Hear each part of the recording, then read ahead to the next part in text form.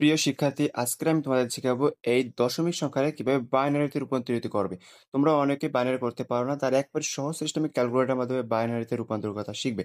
দেখো, সাধারণত এই যে মোডে একবার দুইবার ক্লিক করবে, এই যে বেস তিনে ক্লিক করবা, তিনে ক্লিক করে আমাদের এই যে তিনে করবা, অর্থাৎ আমাদের এখন বাইনারিতে চলে গেছে। কিন্তু এখন আমাদের এটা আছে আমাদের কি, এটা দশমিক। এবং দশমিক করার জন্য এখানে আমাদের কয়েকটা আছে, ডেস, এক্স, বিন, অক্ট, মানে হচ্ছে ডেসিমিটার, হেক্সেন, বাইনারি এবং অক্টেট। অর্থাৎ আমাদের এখানে করবো হচ্ছে বেস, বিইসি, এইটা আমি ক্লিক করবো, হয়ে গেছে আমাদের দশমিকে চলে যাচ্ছে। এবার আমাদের এই যে দশমিক সংখ্যা রেখেছে 89, মানে 89 বা 89, এই 89 এতে ক্লিক করবো, আমাদের সমান সমান এই সমান সমান ক্লিক করবো।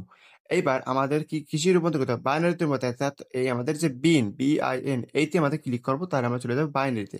তো চলো আমরা বাইনারিতে ক্লিক করে, এই দেখো আমাদের চলে আসছে 1011001, বাইনারি সংখ্যা, যেটা উত্তর আমি আগে থেকে লিখে রেখেছি, দেখছো 1011001। দেখো যে এটির সাথে পুরো মিল খেয়ে গেছে। এটি তোমাদের বাইনারি করার সহজ নিয়ম, অর্থাৎ তোমার দশমিককে বাইনারি করে একেবারে সহজ নিয়ম তোমার পরবর্তী ভিডিও আমি আরেকটা শিখাবো।